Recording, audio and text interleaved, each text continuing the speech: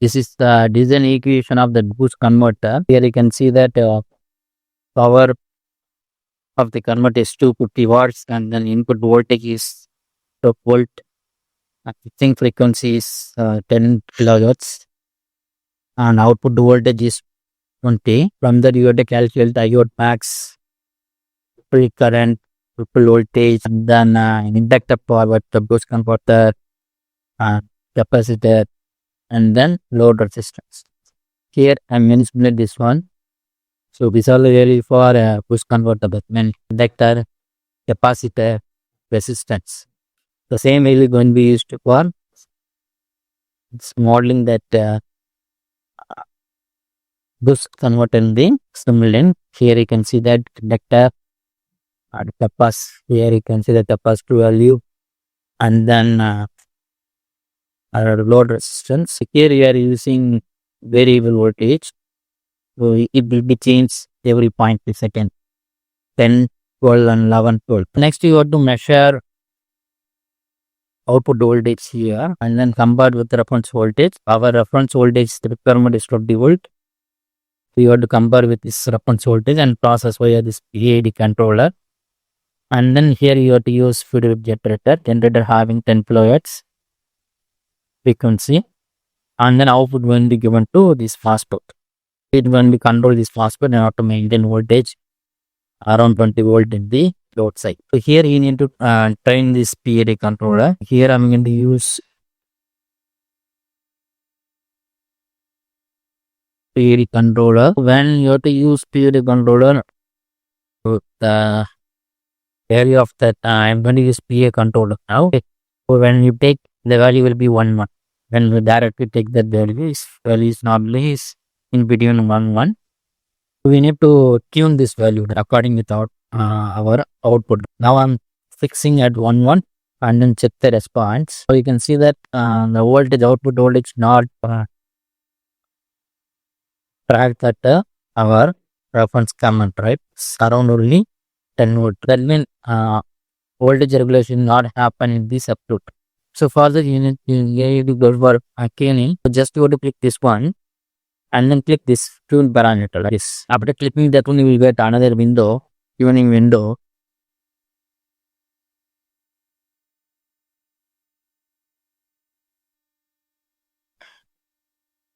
So here you will get this kind of window and then go to this plant and then click identify new plant. After clicking that one, so we need to take input output. For that I'm going to generate data, simulate the data. Just you have to click this simulate data. So here you can see that that means this value, the value of this, that means input to the PWM inverter, PWM generator is going to act as the input. So this is going to act as the output. The error going to act as the output. You have to identify that error output based upon some input data. Here you have to provide duty cycle here. I'm going to fix offset duty cycle is 0.2. And then the amplitude offset, that means amplitude of the change in duty cycle I'm going to fix 0.3.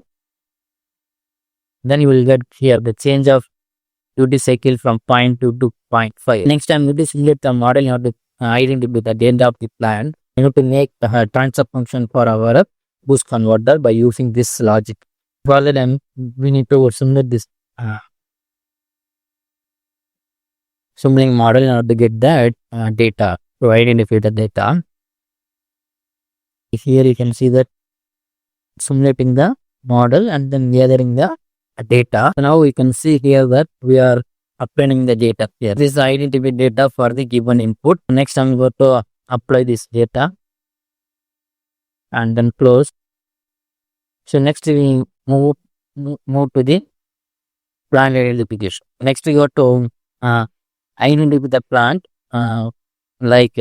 you have to identify the plant as a transfer function. Here you can see that structure. We can use different kind of structure. The 1 pole, 2 real, 400 ampere. Anything you can use. Better you can use 100 ampere. And then just you go to click this auto estimate. So it will automatically estimate the transfer function. The transfer function for our system. So next we go to So you will get exact, not exact, is nearer to that our identified data. Next, you have to apply this transfer function. After applying this one, you will get some value here, and then we also will you see that response of this system. Next, we go to PID Tuner, right? PID Tuner, and then click add plot, and then click reference tracking. Just you go to come below that body plot, just click reference tracking. After clicking that one, just use check this show parameter. Here you can see that the gain margin is not finite, it is infinity. So try to make that gain margin is finite. To approve that, you have to adjust this two slider. This one you can adjust these two.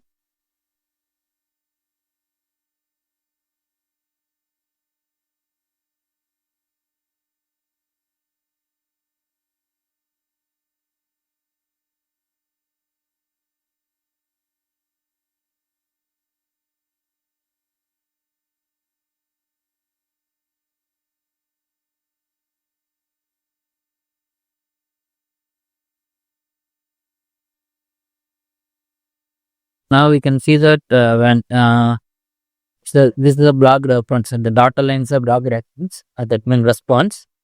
This response not nearer to the unity, but after tuning that, this goes to that mean unity response. And also you can check that gain margin.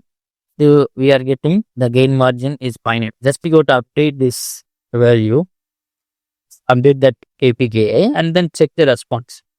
Just you have to check the response of the system. Now we can see that it attained that the maximum, that means our reference voltage command, and also it track the reference.